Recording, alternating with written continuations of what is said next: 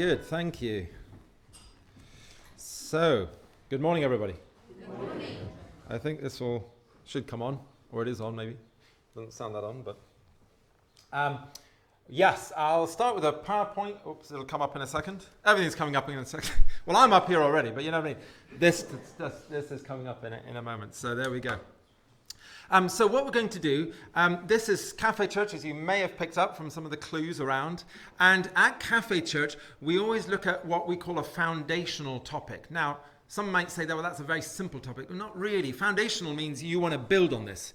And it's to some degree simple, but it's more than that, because it'll be quite complex at times, but it's foundational. This is what we can build on.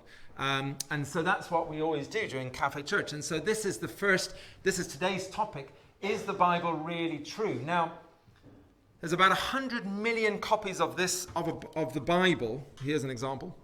This is about 25 years old, but I've got lots of Bibles. And about that many get printed every single year. There is no book that compares with the Bible from the point of view of how many have been printed. They reckon perhaps about 3.5 billion, but it's very, very hard to say exactly. And really the Bible arguably was the first book from which other books have been based. So, you know, that's something I can't prove now, but if you look at some museums, there's a museum, the Bible apparently in the US, and that's how foundational the Bible is. It's not just one book amongst many, it is really the first. And from that, it has had a huge influence on many other books. Anyway, the first part, we're going to do a two-part talk with a little kind of discussion questions in the middle, and you might want to discuss, or you might want to get another coffee, or you might want to do both. The first topic is sort of what is the Bible, and how reliable is it? And then we'll have a break, and then I'm going to try to answer the question of, well, so what? So what about what we've looked at? So that's the idea with this. So, what is the Bible? Now, you may well know this, but the Bible, we describe it as a book. But really, it's more accurately described as 66 books. So I describe it more like a library than a book, because it captures lots of different types of books. So when people say, is the Bible true? It's a bit like going into the library and saying, which books are true? Now, the librarian might take you to the non-fiction section about encyclopedias, and they might say, well, this is the most true part of the library. But they might take you to the fiction, where it describes characters who technically didn't live, and yet life is so described so accurately that you think, well, that's incredibly true to life. And it helps me in a way that in an encyclopedia about steam engines doesn't help me. So the Bible has this ability to speak in lots of different ways. So to some degree, asking the question, is the Bible true, is not the greatest kind of question to ask, but it got you here this morning, so that worked. So, 66 different books. Now, they were written in 3 different languages. Not every book, but you know, the different books were written mainly in Hebrew, the Old Testament, also in Greek, the New Testament, and then some sections of the books and some of the books were written in Aramaic, which was a language that actually Jesus and his disciples used at the time of Jesus. 40 different people wrote the Bible over the course of about 1,600 years. That's why I'm saying it's more like a library than a book, because it's a compilation of 66 books written by 40 different people over a period of 1,600 years. And I was just talking to a gentleman who where is he? There. Oh, where is he? At the back. Yes, I was just talking to him. I've never met him before, but he was saying, and it's true, that, you know, in the second chapter of Genesis, it talks about, for example, the tree of life, and in the second to last chapter of Revelation, it talks about the tree of life. So there's a coherence. It's a one big story, even though it's 66 books, 1,600 years to write it. It's essentially one big story. So it's a remarkable, I would say, unparalleled book. Now, at the moment, I'm reading the Bible in a year, and just on Thursday, this guy said, he said to me, have you ever read the Bible? I said, yes. He said, well, cover to cover. I said, well, it doesn't work normally great to read it cover to cover, because it's a bit like going into a library and saying, right, I want to read all your encyclopedias first. Then I'm going to read 3 months worth of poetry. And then, so the Bible in a year is a way of reading 3 sections of the Bible in the same day, so that it kind of gives you a variation of writings at the same time. So I'm finding that very, very helpful. You can get it off Amazon or wherever else, the Bible in a year, and it's a very rich way to get through Scripture. Anyway, couple more things about the Bible. Somebody said, and I've never heard this before, but it's helpful to some degree. If you really want to make the Bible simple, you can say that the first many books of the Bible, you can see all the books there, hopefully you can just about read them. You could kind of band that under history. In other words, those books, if you open them up, they're generally talking about things that happened to some extent, in some sort of way they happened. So in that sense, we'd put it under the broad brush of history. But the second group of books, like Ecclesiastes, Proverbs, Psalms, it's not really historical in that way. It's maybe you could put it under the banner of experience. In other words, experience of God and experience of life. Right? So don't pick up the book of Proverbs and say, where is this historically? Because it's not trying to answer a historical question. It's trying to engage with experience. And if you read the book of Proverbs, you'll Proverbs jump out at you and you think, yeah, that's really true to life. The last one is a large section in the Old Testament called prophecy. You'll see there's 5 prophets in pink.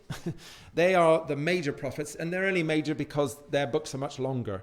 Not because they're more important, but their books are much longer. Then you've got the minor prophets, and their books are much shorter.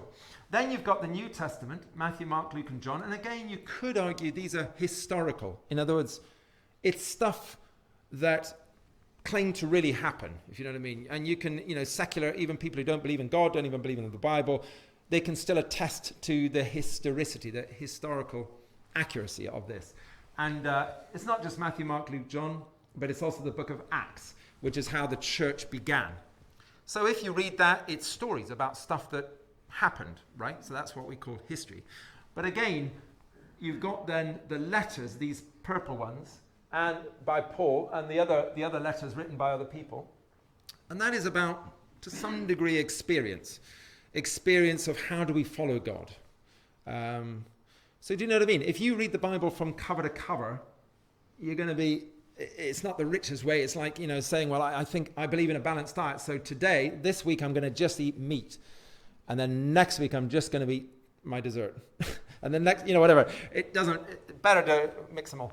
And then the last one is prophecy and the book of Revelation. And some of you will know that on Tuesdays at 10:30, we're going through the book of Revelation, and that's literally here for an hour and a half with cakes and coffees and stuff, or more coffees than cake. And we're trying to understand, how the book of Revelation works. So let's move on a little bit. Now, I hope you've brought your brains today, because I know some of this nervous laughter. Jade has, so that's good. Nigel, if you need to, you can borrow Jade's brain. Yeah, you can. That's fine. That's right. Yeah, that's good. Okay, shame we're not all sat next to Jade. Now, I'm going to take you through something. Now, if you don't get this, don't worry, right? This is just, some people find this helpful. Other people would rather be eating a piece of cake. So here we go. One of the questions is how reliable, for example, is, the New Testament, the 4 Gospels that talk about Jesus. How reliable are they? Because if you go onto Google now, you'll see videos like the Bible has changed and you can't trust it, right? Because everybody's allowed to put anything on Google. So there you go. So here, for example, you have a writer called Caesar. You may have heard of him. And he wrote about 100 or so years before Christ, right? 100 of. But the earliest manuscript we have of Caesar's writing is 900 AD. Okay, so he was writing before Jesus was around, but the earliest literal manuscript we have, when they test it and they try to figure out how old it is, it's 1,000 years after Caesar wrote it, right? And we have about 10 of those manuscripts. But at the end of the day, nobody doubts that he wrote it and that it's true, whatever, that it's largely reliable and all the rest of it. That's absolutely fine. Plato, hopefully you've heard of Plato. He was writing a long time before, 350 to 400 years before Christ. Again, the earliest copy we have of his writings was 900 years. That means for 1200 years, his writings had to be, if they became damaged or whatever, they had to be copied by hand and that writing preserved. And then when that became old and damaged, then they copied that by hand. Does that make sense? And we have about 7 of those very early complete manuscripts. Homer, now this is much better in some ways, 900 BC. The earliest copy we have is 400 BC, so there's only 500 years between that. And we have a lot of manuscripts of Homer, so this is remarkably reliable. Somebody who's a historical historicist, I don't know, anyway. Somebody who works with history would say that this is, historian, thank you very much. I was expecting Jade to give that answer, but yeah, that's right. Yeah, there are other brains out there. Good, that's good. Some of you are listening. That's really encouraging. That's incredible. Now, the question is, how reliable would the New Testament be in comparison to this? And how many copies would you need to say, yeah, okay, I can pretty much believe what the New Testament says? Have a look at this. Written about 40 to 100 AD, the New Testament. The earliest copy we have, which I believe is in Liverpool, but I might be wrong, in a museum there, 125 AD. So there's only a gap of maybe 50 years, maybe 75 years, whatever, not that big a gap between the earliest copy and the original copies. And we have at least 14,000 of these manuscripts. Now, in some places you'll see that it says 20,000. Well, that depends how you count a whole manuscript and different things. Of course, it's not an exactly precise. But the point is, can you see the contrast? And that contrast should mean something. So in other words, the Bible is often subjected to incredible scrutiny in a way that we don't tend to subject, for example, Homer's Iliad or other books. And that's fine, but just bear in mind that we're talking about something that has... So what's the significance of 14,000 manuscripts? Well, you can compare them and you can see how closely they compare, right?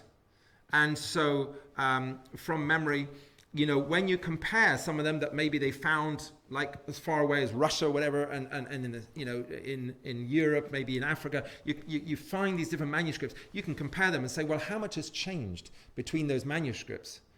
And actually, the percentage is incredibly small. But here's the thing: there is no significant, what we call theological, in other words, teaching about God, that is different between the manuscripts found in one part of the world from the manuscripts found in the other part of the world. So there might be the odd little tiny little change, a tiny little difference, but it's never a significant difference that says, you know, God said this in one sin, but in this case he said something totally different. Does that make sense? So that's the kind of the reliability of it. Okay, let's move on, just because while I've got your brains, let's just keep your brains going. So don't give up on them. Right. Now, this is something I've kind of drawn up, so you might think, oh, this is not very helpful, in which case, blame me, but that's fine. This is another way we can think about things. Now, on 9/11 in 2001, we had what we now call 9/11, with the horrendous acts of presumably terror and all the rest of it. Now, it was first written about by people that same day, right? Obviously, journalists wrote it that day, and that same day people read it. Right? So this is incredibly fast stuff. It happens, it's read about in the same day, right? So, and we now are living 23 years later, right?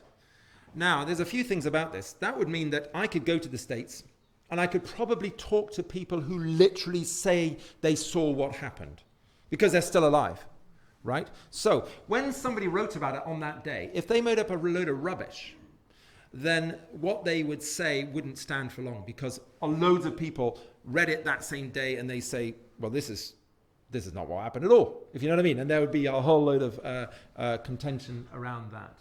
And we're only talking about something that happened 23 years ago. But it's interesting, even though it's only 23 years ago, there is some discrepancy in some of the accounts, and there is some slightly different theories as to why this happened and all the rest of it. And it only happened 23 years ago in a country where many, many people witnessed it. I want you to hold that in your mind. Now, here's the next thing. Let's think about the crucifixion of Jesus Christ. Now, it's supposed to have happened, and there's again some slight, depending on dating, some slight contention as to whether it was 33 AD or maybe 31 AD. So, there's just slight contention around that. But the point is this. It was first written about, now, I've put 70 AD because a man called John Mark wrote the first gospel, which is Mark's gospel, and it, of course, talks about the crucifixion. But Paul had already mentioned the crucifixion, and actually some of his books were before John Mark wrote his first gospel. But let's just, for the sake of not being here all day, say that the first written on 70 AD, and the first readers would have been not long after that, probably, when John Mark had written his manuscript. Maybe it got copied, people began to read it, it was passed around. It was 37 years after the actual event, about, maybe 40 years, about after the, yeah. But 2,000 years ago since it happened, yeah? So you kind of get to know some of the different things. So what this means is that if John Mark wrote a load of rubbish about the crucifixion, there were still loads of people alive to say, this is a load of rubbish. I was there, I remember it, it was nothing like this. Does that make sense? Only 37-year gap, something like that. Now, just before we end with this, I want to just bring you this. If you open up the Bible in Genesis chapter 1, you will read an account of the creation of the world. Now, there's debate amongst Christians and everybody else as to when was the world created. And I'm not getting drawn on that debate because that's immaterial to what we're trying to talk about today. But here's the thing. Even if you imagine that the world was created 6,000 years ago, right? Even if we did believe that, and many do, and there's, that's fine. That's absolutely fine. But the point is this. The man who wrote about that creation event wrote it in 1600 BC. In other words, 2,400 plus years since the event.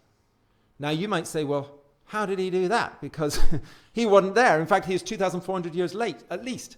Well, there's what we call oral tradition, stories that are passed down orally. And these are often very, very accurate. And stories that are passed down, if you think about it, the most important things about those stories are often passed down. So there's no reason to worry about that. But I'm just trying to say, can you see that the book of Genesis, the account of Genesis, is probably a slightly different type of history from crucifixion? Now, again, even this is debated. But I'm just trying to put some things up here for us to think about. Of course, we now live 3,500 years after Moses wrote it, right? So this is massive. Now, here's what I want to end with my first bit of the talk, because you might say, well, hang on a minute, is John Mark saying that the stuff about creation and Genesis you can't really trust? Because firstly, it was written thousands of years after it happened. Secondly, it's even longer ago since that was written. And if we can't really trust 9/11, then, we can. But you know what I mean? If there's debate around issues of 9/11, then can we trust Genesis chapter 1? So here's what I want to introduce to you on this. And with this, I'll finish. I want to go right to Genesis chapter 3. I want to jump in the deep end. I want to engage with the part of the Bible that was written thousands of years ago by somebody who lived thousands of years after it was supposed to have happened, right? Okay, so this is the hardest of the hard to engage with because of what I've just argued.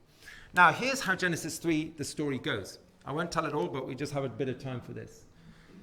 The serpent was more crafty than any of the wild animals the Lord God had made. He said to the woman, did God really say, you must not eat from any tree in the garden? Now, it's interesting he addresses the woman. We'll see that in a second as to what that's significant. This is just slightly gone wrong. The woman said to the serpent, we may eat from the trees in the garden, but God did say, you must not eat from the fruit, eat the fruit from the tree that is in the middle of the garden. You must not even touch it, or you will die.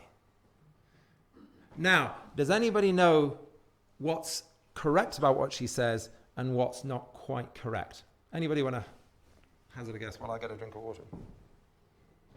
What was she correct? It says about the middle tree, not Okay, yes. Okay, right. Yep. So in the middle of the garden. Yep. Anything else that the woman said which wasn't actually quite correct? I'm going to put it up in a minute. God didn't say don't touch it. He said don't eat it. Right. In fact, we've got that right here. The Lord God commanded the man. Commanded who? The man. So the man must have told the woman, and it's interesting that this serpent tries to go through the woman. You are free to eat from any tree in the garden, right? So when Satan said you must not eat from, did God really say you can't eat from any tree in the garden? Absolutely not. No, you can eat from any tree in the garden except one. The tree of the knowledge of good and evil. When you eat from it, you will certainly die. So you're saying, yes, God didn't say you can't touch it. He said you can't eat it. You see, I could have a bottle of poison here, and I don't, but I could do. And if I touch it, it won't hurt me at all. It's only if I commit it to my body and allow it to go into my whole system and allow my body to digest it that it begins to poison me and kill me. Does that make sense? So the way I would describe what she understood was almost like superstition. Oh, that tree is so bad you can't even touch it or you'll go bad. Actually, no, God says, no. You need to eat. If you ate of it, then that's what would begin to destroy you. But why? Why? Because you are saying that you can't trust God. You can actually make up what's right and wrong. Right? The moment they go against God, they are deciding to be God. Are they not? They're deciding to say, actually, we know better than God. Because this fruit looks lovely. I think I'll eat of it.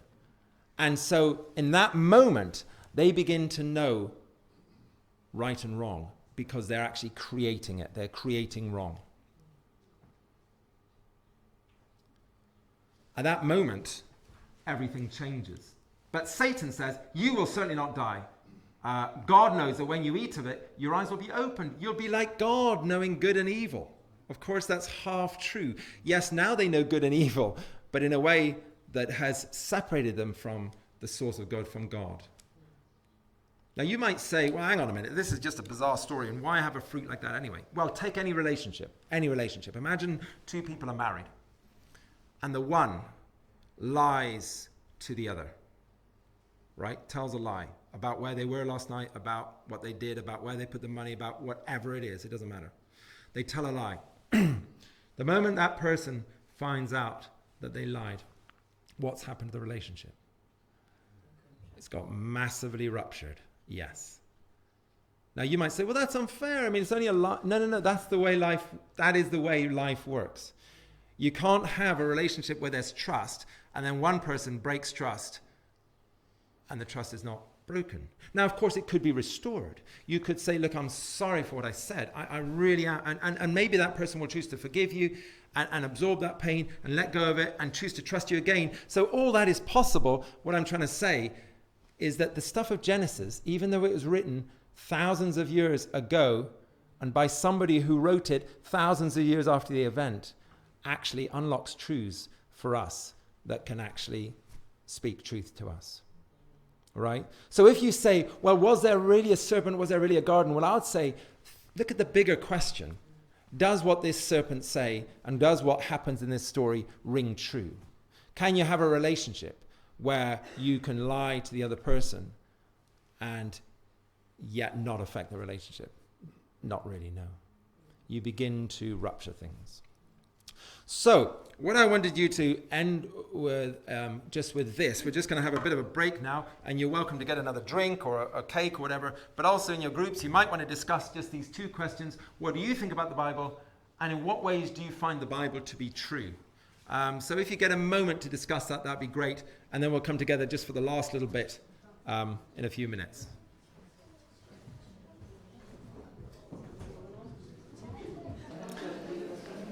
Now, Michael just mentioned something which actually I'd meant to mention and clean forgot, which is that many of us, I actually don't take this Bible with me hardly ever. I only got it here because I thought I'd better because I'm speaking about it. But normally what I use is the Bible on the internet, on the phone.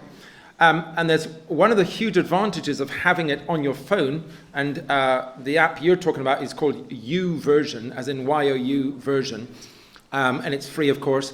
But it not only can you download different versions of the Bible, different translations really of it, but also you can press play and you can hear the Bible read to you. So that might be because if your eyes are not great, you want to just listen to it, but also because sometimes we hear things differently when we hear things rather than when we read things. So YouVersion is an excellent app, and it's a great way to, and you may say, why do you have different translations? Because there's so many translations of the Bible. Well, if I said hello to you, I could say hello, or hi, or how you doing, or what's up, or how you do, what's going on. I'm saying the same thing, aren't I? But I'm saying it in different, what we call vernacular. In other words, if I was speaking to a teenager, I probably wouldn't say, hello, how are you? I'd probably say something like, you all right? Because I'm trying to speak to somebody that I'm trying to be slightly more cool about. So the Bible, as you know, has different versions. Just one thing to say on this. Sometimes people use the word Chinese whispers to say, well, you can't, if there's so many different translations, then how do you know what to try? Well, when somebody writes a translation of the Bible, they don't go from the last one they read. They go from the original language, the Greek or the Hebrew. Does that make sense? So it's not Chinese whispers. You're not just taking the best of what's up there and then going with it. You're going from the original language. And of course, with language, there's not only many ways to say hello, but often in other languages, there's not exactly the same word in English. So sometimes the interpretations will put it slightly differently. So all that's a long way of saying there's real benefit in reading different versions of the Bible. And like Michael says, you can press play and literally hear it. So that's beneficial. Anyway, so this is where we're going to now. Here we go. So what I want to do in finishing is not try to argue that the Bible is true, right? What I'm trying to do is to illustrate how the Bible is true. Now, for me, that's a different thing, because while we're arguing, is the Bible true, we're working up here. But Jesus worked with people that worked in their hearts. So, I asked Roger on Friday, did he have a plumb line that I could borrow? And he thought he probably didn't. But he said, well, you can make one. And I did that. And here's a plumb line. Now, if you don't know what a plumb line is, you will in a minute. Now, this plumb line has my cuffs. These are like suit cuffs. When I wear a suit, that's the little box that the cuff's made of. And this is a very cheap string. Now, you may say, well, that's not a proper plumb line, and it's not going to show you accurately what's up and down. And you actually might also say, or a builder, I might come over here. I know I'm going to come off camera, but I'll be back in a second. A builder, I might be able to put this against this wall to see if my plumb line is straight. Because the man who built this wall was a professional builder, and he would have built it straight. But actually, am I testing the straightness of the wall, or am I testing the straightness of the plumb line? It turns out that even with a nasty, cheap little plumb line that I made this morning, this is actually what tells you what's straight up and down, and not the wall. You see, when I put this up against the wall to see if my plumb line works, actually, what I'm really testing is this straight? Now, why is that true? Does anybody want to hazard a guess as to why is that true? Because this is only something I made in about 3 minutes. How come this can be better than what a professional has built? Yes, at the back. Basic gravity. Gravity. So it's actually, there's a bigger law, isn't there? Right? So it doesn't matter if this is just a box of cufflinks. It's the gravity, which is a law that nobody can contest, is making this perfectly up and down, vertical. Does that make sense? So you might think that the wall proves that this is a good plumb line, but actually it's the other way around. The plumb line proves that the wall is a good wall. Now, why do I use this illustration? Because when we ask of the Bible, is it true? What can happen, right? This is the trick. We think we are testing the plumb line, right? against what we know is true. But actually, it turns out we are being tested against the plumb line. Does that make sense? Because it's a much bigger law. There's a law of gravity, which guarantees that this thing is perfectly vertical. If you haven't understood that, talk to somebody after the service. But hopefully you have. So what I'm trying to do, I want to just finish my talk by illustrating how the plumb line works. Because what I would argue, and what I've found over the last many years, I'm not going to give away my age, although I turned 50 in November, is that when I read the Bible, far from me questioning the Bible, what I tend to find is the Bible tends to question me. And that's actually what's exciting, right? So I've said that, and it's gone in here. What I wanted to do is to try to go into your heart. So let's have a listen to this. Now, this guy, 2,000 years ago, a religious leader, a guy who knew his Old Testament. Of course, that was before the New Testament was written. He knew the books of the Bible. He came up to Jesus, and here's what it said. Thanks. Hopefully it'll work in a sec. There we go. Yeah. He said this. He's an expert in the law, not the legal law, in the biblical law. That's what they meant in those days. He was an expert, and he stood up to test Jesus. He said this, "Teacher, what must I do to inherit eternal life?" Right? What's going to mean that I go from this life, and when I die, it doesn't just end, but actually I go into the life to come. Right? So let's see if Jesus can get the answer right. Oops, sorry. Here we go. This is what Jesus says. "What is written in the law? How do you read it?" said Jesus. And then the man said, he answered, "If I'm going to summarize the whole Bible in 2 commands, in other words, in 2 things that we should be doing, here's the first one. Love the Lord your God with all your heart, mind, and soul, and body, and strength." There we go. And secondly, love your neighbor as yourself. Now, let's just think about those 2 commands just very briefly. Love your neighbor as yourself. Do you think that if you truly treated another person in the way that you would want to be treated, if one country truly treated another country in the way that country would have wanted to be treated, if one truly relates to your husband or your wife in the way that you would want to be treated, do you think that would make life work a lot better? So there's the plumb line, right? Suddenly it's us being tested against that rather than it being tested. Yeah, here we go. So now the first commandment might be slightly harder to believe, especially if you don't particularly believe in God. But this is what the man said, and this is what the Bible says. It starts with loving God with all your heart, mind, soul, and strength. Now, why is that? Why does God want our love above and beyond all things? How is that a plumb line to making life work? Well, let me tell you. Whatever has really captured your heart, it might be a desire for a career, it might be to have your children be happy, it might be to have the perfect marriage. Loads of different things capture our hearts, and they're good things, right? I'm not saying they're bad things. I'm just saying, if you let anything fully capture your heart, in other words, this is what you'll ultimately live for, 2 things you'll find, I think. One is that it will never fully deliver. Your children will never fully fill that gap in your life. Your marriage, you will never find the partner who fully, totally, consistently meets your deepest needs. And the second thing you'll find is that you'll end up crushing whatever it does. You'll end up expecting so much of your children that they won't be able to barely live under the pressure. You'll expect so much of your spouse that they won't be able to cope with that sort of demand. So what I'm saying is, this is the language of the plumb line, right? The Bible says we need to primarily live for somebody bigger than just ourselves and bigger than just a human being. We need to love God. Ultimately. Only expect ultimate things to be met in your life through God.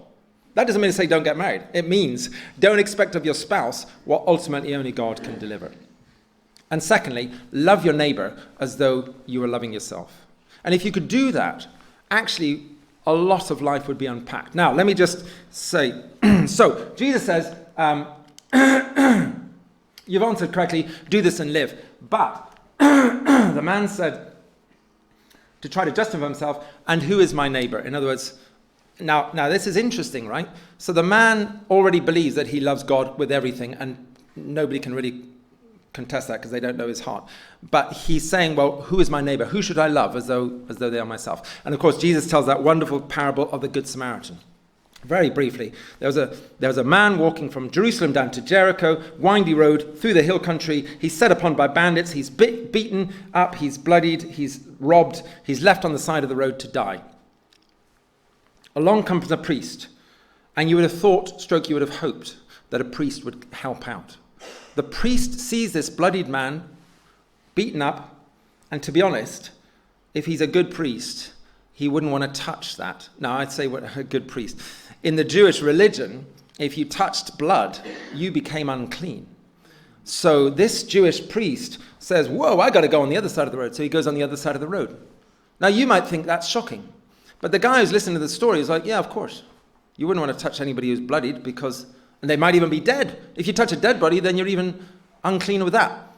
Along comes a Levite. Now, these were the tribe of priests. He sees the same guy, and he also knows what's the right thing to do. The other side of the road. Don't touch him with a barge pole. The man's got blood all over him. He could be dying. Goodness, what are you thinking? You're going to become unclean by touching this guy. And then Jesus says the third man came along. Now, this guy was a Samaritan. Samaritans, very briefly, were a strange people. They were historically, they were partly Jewish, but they had been mixed in with other tribes and other peoples when they were being conquered by previous superpowers. And so they were like a mixed, mongrel type people. And to the Jewish people who believed that they were God's people and they shouldn't touch anybody lest they become impure, they tried to keep the Samaritans away, far away. So a good Jew would not like a Samaritan because a good Jew is special. God's made them special. If they touch somebody who's unspecial, well, that leads to all sorts of problems. So here's what happens. The Samaritan comes along, sees the guy, bandages his wounds, puts him on his own donkey, pays for him to be in an inn, and says to the innkeeper, any costs, I'll come back and I'll fit the bill, sort out the bill. Now, right, so we've already said that the Bible is the plumb line from which we get tested, right? And we've already said that this Jewish guy, this Jewish leader, answered correctly, summarizing the whole Bible. Love God with all your heart, love your neighbor as yourself. Absolutely. He just wants to know if he can do this, right? He believes he probably can, but he asked Jesus for a parable. So Jesus tells this parable where the hero is a Samaritan. Now look at the man's response. Look carefully at the man's response. Which of these, Jesus asks, which of these three was a neighbor to the man who fell into the hands of the robbers? The expert in the law replied, the Samaritan. No, he didn't. He said the one who had mercy. Why didn't he just say the Samaritan? Wasn't that the right answer? Yeah. Could he bring himself to say that? Is he really loving his neighbor as he loves himself if he can't even say Samaritan?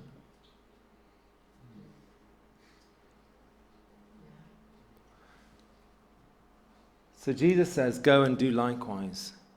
How's the guy going to do likewise? How's he going to love his neighbor as himself if he can't even bring himself to say that the Samaritan was the good guy? And that's where we come to. Because when we read the Bible and we realize actually it's not so much that we are questioning the Bible, but the Bible's questioning us, then the Bible at some point will reveal to you that you can't do this. You can't do it. You can't live up to this. Jesus is the truth. The Bible is true. The question is, am I willing to be measured by this truth? Here's how the Bible describes itself. As a double-edged sword, right? So the moment I pick up the Bible and I think, oh, okay, I'm going to read this and see if it's really true, I find the Bible speaking to me and saying, John Mark, are you true? Yeah. Can you live this stuff? And if there's honesty in any of us, we will say, no, we can't. And that's why Jesus came. Not to point the finger, not to show us how we're not actually quite vertical, No. He came to give his life for us.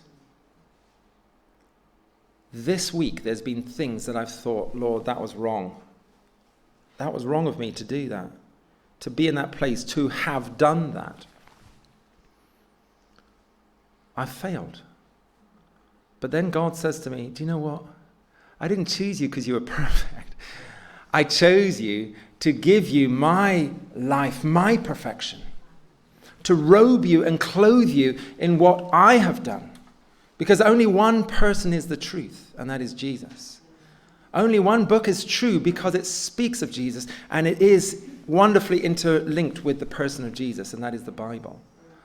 And when we fall short, don't feel condemned, but please feel convicted. What does that mean? It means we come to the God who we're beginning to read about, and we realize, you never expected me to be perfect. That's not what it's about. It's about recognizing my need for you. Let's just come to God in prayer, and then we're going to have a song to close our time. Lord Jesus, thank you that you give us free will. You give us the choice to read your word. You give us the choice to be weighed by it. Please don't make us think that we have to fulfill this. You alone can.